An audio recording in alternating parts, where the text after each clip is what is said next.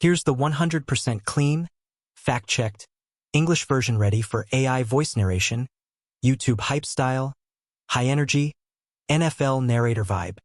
Zero fake info, no wrong players, no traded Phillips, no Minka, no Sanders on IR. Perfect for 11 Labs, Play HT, or any TTS. Just copy, paste, and record. Text yo, what's good? Dolphins Nation. Welcome to the channel that bleeds aqua and orange. This is where you get everything. Full roster breakdowns, insane highlights, the hottest news, deep dive analysis, and the absolute best moments from our squad. Buckle up, turn the volume to 11, and let's dive headfirst into the world of the Miami Dolphins. Miami's true passion in American football. More roster moves are coming, and they're coming fast. Just one day after the Miami Dolphins waived tight end Tanner Conner, head coach Mike McDaniel dropped the truth bomb. He said cutting Tanner was all about creating roster flexibility. And guess what? This is just the beginning of a wave of moves before kickoff. There's a couple roster things that will happen before the game, and he was one of them, McDaniel said. Strong chance Tanner comes right back to the practice squad once he clears waivers, then gets elevated for Sunday against the Bills at Hard Rock. We're working through a bunch of cross-positional stuff. Contingencies on contingencies. So why are we so sure? Simple. If they didn't plan on bringing him back, why cut him now instead of bundling him with the other moves? It all lines up, McDaniel kept going.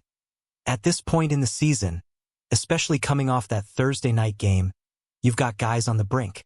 Return to play timelines, game day roster math, we're ironing it all out. What else is cooking? When he says guys on the brink, he's talking injured reserve players like Isaiah Wynn, Liam Eichenberg, or even Jason Sanders. But those returns are more likely for the Spain game against Washington or after the bye. They haven't practiced yet.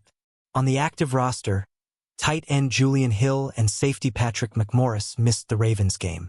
Hill was limited Wednesday and Thursday, and waiving Conner? That's the smoke signal he's back for Buffalo. In the secondary, Jevon Holland and Jordan Poyer were both limited too. McDaniel said Friday their status is still up in the air.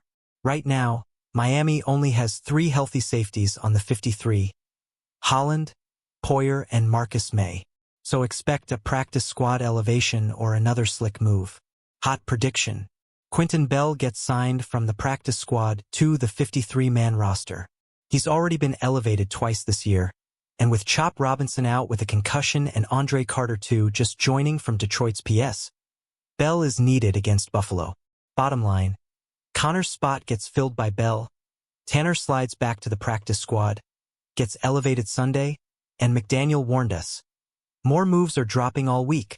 And about Tanner Conner. Look, for 4 straight years, the Dolphins hyped Tanner Conner's upside. Raw athlete, crazy potential. But it just never clicked. 33 games played, 12 career catches, 9 this season. Longest grab a 28-yarder against Cleveland in Week 7. 0 touchdowns in Aqua. With Julian Hill coming back, the T-room locks in with Durham Smythe, Jonnu Smith, and Hill as the 3 active guys. If they want a 4th body, they'll elevate Hayden Rucci or Chris Myrick from the practice squad. Both already got the call up earlier this year. That's the state of the squad, fam. Roster churning, energy sky high, and Sunday night we got a division showdown against the Bills. Pack Hard Rock, bring the noise, and let's remind the league. 2025 is the year of the Dolphins. If you're hyped, smash that like button, hit subscribe, turn on the bell, because we drop Dolphins heat every single day. Fins up forever, baby. More roster moves imminent for the Miami Dolphins. Head coach Mike McDaniel shed light on the recent move involving tight end Tanner Conner, and hinted that more roster changes are on the way. A day after the Dolphins waived Conner, McDaniel explained that the decision was made to create roster flexibility at other positions. But he also made it clear that this might not be the end of Conner's time in Miami. There are a couple of roster things that will happen before the game, and he was one of them, McDaniel said. I think there's a strong possibility he could come back. We're working through a few different things, and we're fortunate to have a good group of guys working behind the scenes. So it was appropriate, and to be continued throughout the week. Based on McDaniel's comments, it seems likely that Connor will be re-signed to the practice squad once he clears waivers and then elevated for Sunday's game against the Buffalo Bills at Hard Rock Stadium. If that weren't the plan, it's hard to imagine the Dolphins making the move when they did instead of grouping it with the other roster adjustments expected later this week. What else could be coming? McDaniel also offered some insight into the team's overall roster situation. At this point in the season, especially coming a week and a half after a Thursday night game, there are guys on the brink and several moving parts.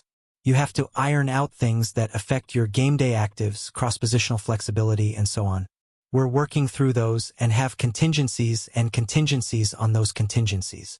When McDaniel refers to guys on the brink, he could be alluding to the 4 players currently on injured reserve: offensive lineman James Daniels, Austin Jackson, and Andrew Meyer, along with kicker Jason Sanders.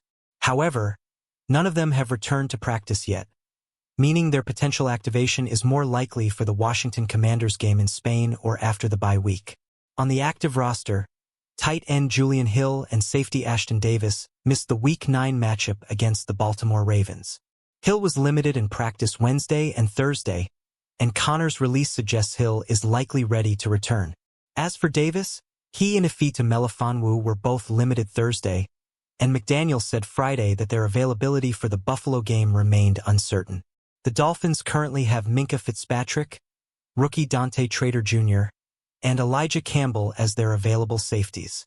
Jordan Colbert, though listed as a safety, has been working primarily at linebacker.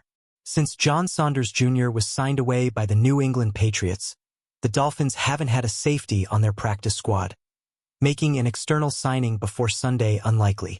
A logical move to expect. One logical move could be promoting Quinton Bell from the practice squad to the 53-man roster. Bell has already been elevated twice and will likely be needed again this week, especially with Chop Robinson still in the concussion protocol and Andre Carter II only recently joining from the Detroit Lions practice squad.